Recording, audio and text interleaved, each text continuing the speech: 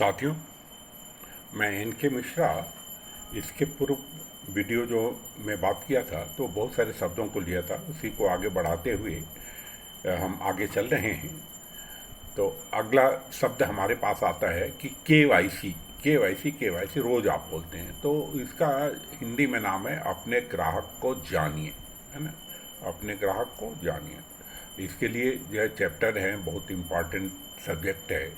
तो इसमें क्या क्या जो है आईडी प्रूफ आप लेते हैं, क्या क्या सब करते हैं, सब चीज़ों को और भी रिजर्व बैंक के रूल्स वगैरह को समझाया जाता है आपको। इस पर जो है अलग से भी आप IIBF की सर्टिफिकेशन ले सकते हैं, है ना। दूसरा जो है कंज्यूमर लोन आता है सब लोग। तो कंज्यूमर लोन क्या है कि इसको उपभोक्ता ऋण बोलते हैं, है ना। तो उपभोक्ता ऋण जो है वो भी याद रखिए, जिसको हम कंज्यूम कर लेते हैं। कंज्यूम मतलब जैसे हम जिस चीज़ में खर्च करना, शादी विवाह में खर्च करें, हम आपको सामान घर का खरीदे, फर्नीचर खरीदे, ये सब जो भी काम करें तो इसको कंज्यूमर लोन बोलते हैं, है ना। दूसरा जो है MSME, माइक्रो स्मॉल मीडियम, ऐसा शब्द आता है। तो पहले ये क्या था कि पहले SSI इंडस्ट्री बोलते थे, स्मॉल बिजनेस फाइनेंस बोलते थे। तो ये सब करके इसका डेफिनेशन जो है अभी सब चेंज हो गया। उसको जो है सूक्ष्म, लघु और मध्यम ऋण बोलते हैं। सूक्ष्म, लघु और मध्यम। अब जब चैप्टर को लेंगे तो उस समय आपको समझाएंगे कि सूक्ष्म सूक्ष्म ऋण में क्या क्या आता है, माइक्रो में क्या क्या आता है, स्मॉल में क्या आता है और मीडियम में क्या आता है। तो हमारे जितने CSP वगैरह जो हैं तो उनको हम यही सब बतलाने जा रहे हैं कि आप जो है अब सूक्ष्म ऋण में प्रवेश करें, फिर जो है लघु ऋण में आप जाएंगे। तो मीडियम वगैरह तो बड़े बैंक के लिए सब छोड़ दीजिए, तो सूक्ष्म ऋण पर ही जो है आपका फोकस रहेगा। और आप कई बार घबरा रहे हैं कि ये DRA करा के हमको बैंक क्या करने जा रही है, क्यों पढ़ा रही है ना। तो ऐसा नहीं है, आपका बहुत से बना रही है, आपको एक परफेक्ट बैंकर बनाने जा रही है। तो इसको बढ़िया से पढ़ें, ध्यान दे करके चले चले, है ना। अब इंडस्ट्री बात करते हैं। तो इंडस्ट्री क्या है कि उद्यम बोलते हैं उसको, उद्यम, है ना।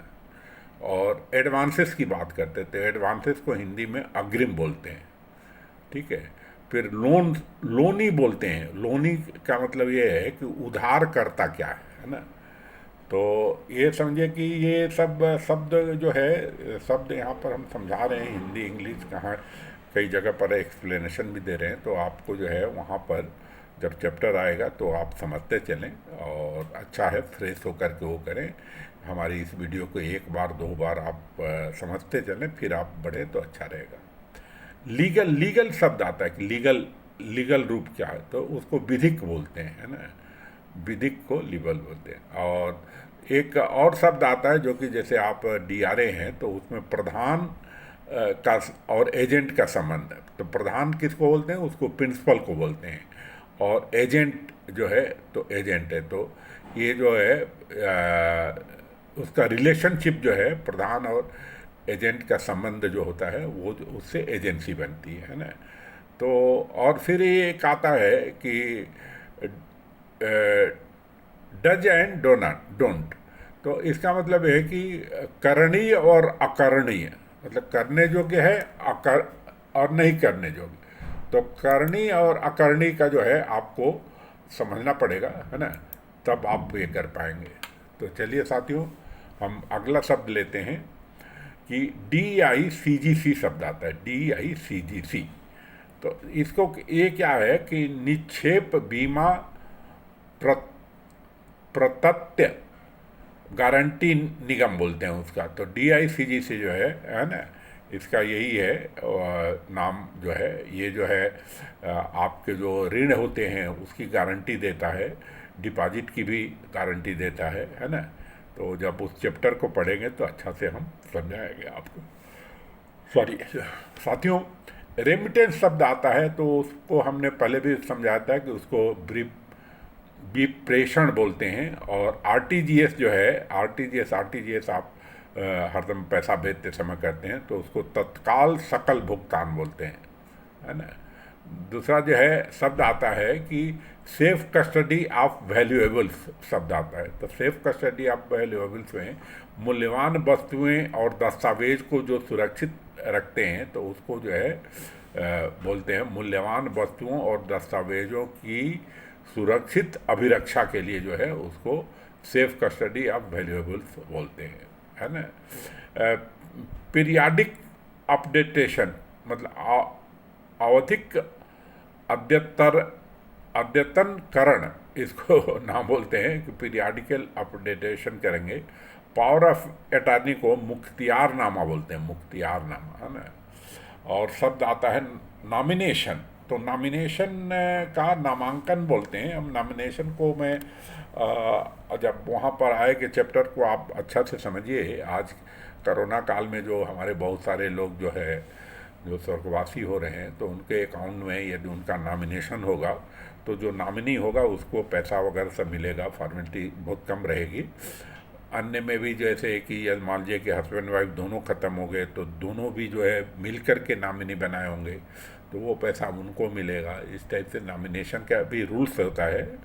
नॉमिनी जो है यदि माइनर है तो उसके गार्जियन को पैसा मिलता है। ये सब चैप्टर को आप ये करेंगे और नॉमिनी देना जो है नोट कराना आवश्यक है ना। तो साथियों अगला शब्द आता है prevention of money laundering. Prevention of money laundering इसको जो हिंदी में बोलते हैं धन शोधन निवारण।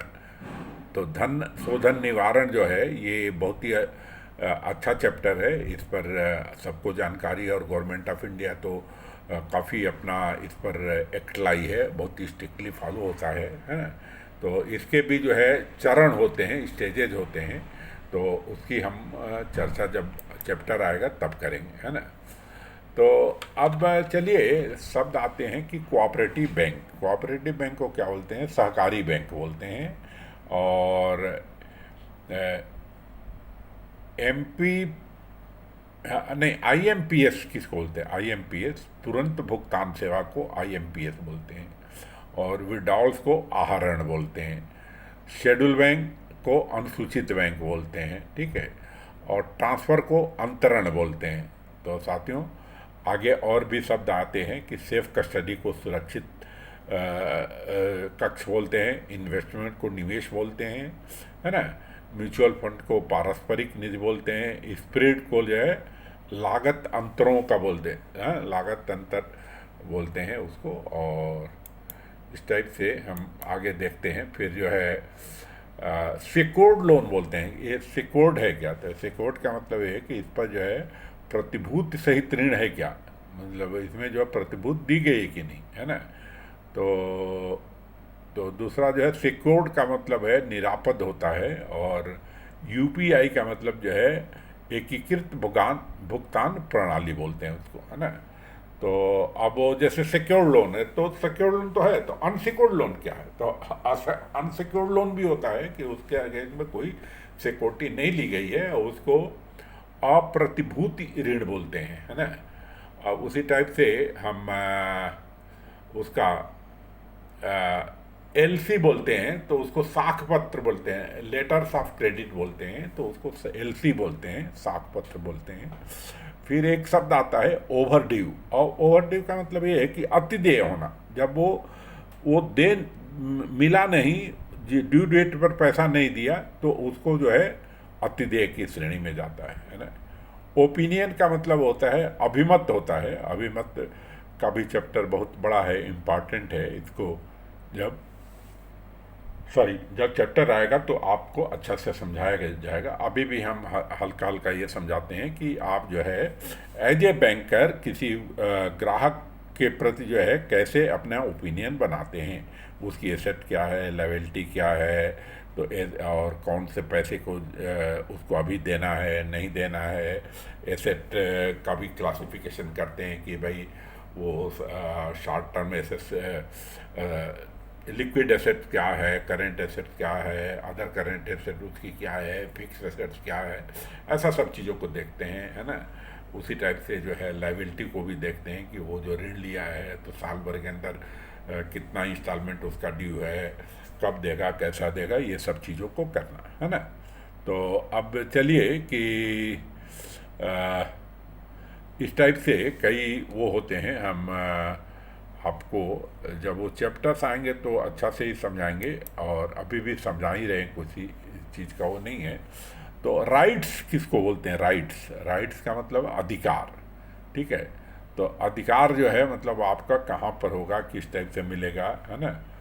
तो ऐसे ही सब शब्द हैं, जैसे वन पर्सन कंपनी जो है ओपीसी बोलते हैं उसको, और लीज, लेजर और लेजी, पट्टा कर्ता और पट्टेदार, इसमें भी थोड़ा सा अंतर समझिए। उसी टाइप से आपको वो बेलर और बेली में अंतर समझना पड़ेगा, है ना। आपको प्लेजर एंड प्लेजी में समझना पड़ेगा, मार्टगेजर एंड मार्टगेजी में समझना पड़ेगा, है ना। तो गिरवी रख करता, गिरवीदार, है ना, बंधक करता, बंधक ग्राही, इंडेम्निफायर, इंडेम्निटी फायर बोलते हैं, इंडेम्निफाइड बोलते हैं। तो ये सब जो है एग्रीमेंट को करार बोलते हैं। तो इन शब्दों को सब बढ़िया से समझना पड़ेगा भाइयों, साथियों। तो समझिए कि और दो चार थोड़ा सा और कवर कर लेते हैं, फिर इस वीडियो को भी हम विराम ही देंगे जल्दी, ताकि आप भी अच्छा से समझ पाएँ, सब वो करें। ट्रस्ट को क्या बोलते हैं? न्यास बोलते हैं, और ट्रस्टी को न्यासी बोलते हैं। उसी टाइप से एनआरओ को क्या बोलते हैं? अनिवासी साधारण बोलते हैं, है ना। यूनिट को इकाई बोलते हैं, सेंडर को भेजने वाला बोलते हैं, कन्फर्मेटरी को निश्चयात्मक बोलते हैं, है ना। इसी टाइप से सब शब्द आए हैं जिसको कि आपको अच्छा से ये करना है, समझना है, आगे बढ़ना है ना। तो साथियों, और एक को करते हैं एनआरआई। किसको बोलते हैं? एनआरआई जो है उसको अनिवासी भारतीय बोलते हैं, अनिवासी भारतीय, है ना। और पार्टनरशिप डीड को भागीदारी विलेख बोलते हैं। Memorandum and article of association को संस्था के बही नियम एवं अंतर नियम बोलते हैं। रेजोल्यूशन को संकल्प प्रस्ताव बोलते हैं। ड्रावर को आहरणकर्ता बोलते हैं। प्री शिपमेंट को जो है, प्री शिपमेंट एडवांस जो है, पोतल दान पूर्व ऋण, ये बहुत ही शब्द उसी टाइप से। प्री शिपमेंट का मतलब ये है कि यदि कोई चीज़ जो है आप एक्सपोर्ट कर रहे हैं, तो वो जो है उसको एक्सपोर्ट करने के लिए शिप पर रखने के पूर्व का जितना एडवांस देते हैं उसको प्री शिपमेंट बोलते हैं। और पोस्ट शिपमेंट उसको बोलते हैं, जो कि आप जो है वो पोतल दानोत्तर ऋण, कितना हिंदी शब्द खोज के लाया है कि हद से ज़्यादा अपने को भी कठिन लगता है।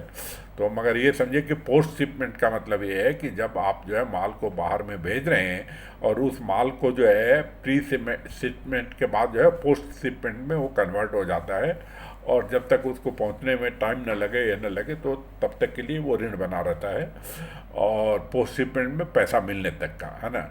वर्किंग कैपिटल को जो है वो कार्यशील पूंजी बोलते हैं, और इंडोर्समेंट को जो है पराक्रम में बोलते हैं। तो साथियों, इस टाइप के सब शब्द हैं, है ना। अब हम आपको थोड़ा सा और ये करेंगे, इसके बाद जो है हम इस वीडियो को विराम देंगे, फिर जो है तीसरी वीडियो पर आएंगे। कैश क्रेडिट सिस्टम क्या है, कि नगद ऋण प्रणाली को जो है कैश क्रेडिट सिस्टम बोलते हैं, और टर्म लोन को सावधि ऋण बोलते हैं। HNI को उच्च निवल मालियत बोलते हैं उसको। हाई नेटवर्थ को जो है HNI कस्टमर वगैरह सब बात करते हैं। पेमेंट पेनाल्टी जो है मतलब जो प्रभार लगाते हैं, यदि आपने पेमेंट सही रूप से नहीं किया तो उस पर चार्ज लेते हैं, उसको पेमेंट पेनाल्टी बोलते हैं, है ना। प्री पेमेंट पेनाल्टी बोलते हैं, है ना। कॉन्ट्रैक्ट को संविदा बोलते हैं। लेसर को पट्टाकर्ता बोलते हैं। लेसी को पट्टेदार बोलते हैं। प्रिंसिपल को प्रधान बोलते हैं, और डिफाल्टर को व्यतिक्रमी बाकीदार बोलते हैं। तो साथियों, मैं यहाँ पर पुनः जो है विश्राम लेता हूँ। आपको भी इतने शब्दों को समझना है, फिर इसके बाद जो है इसमें यदि कुछ नहीं समझ में आया तो हम जो है फैकल्टी जो है से निवेदन करेंगे कि वो जो है इस वीडियो के अन्य चीज़ों को जो है यहीं पर पहले शब्दों को और समझा दें, और ताकि जो है आगे आपको कोई परेशानी ना हो। मगर आपको इन शब्दों को तो पढ़ना ही पड़ेगा, समझना ही पड़ेगा। जब चैप्टर आएगा तो और आप तत्परता से पढ़ें करके ये वीडियो हम बना रहे हैं आपको। Thank you.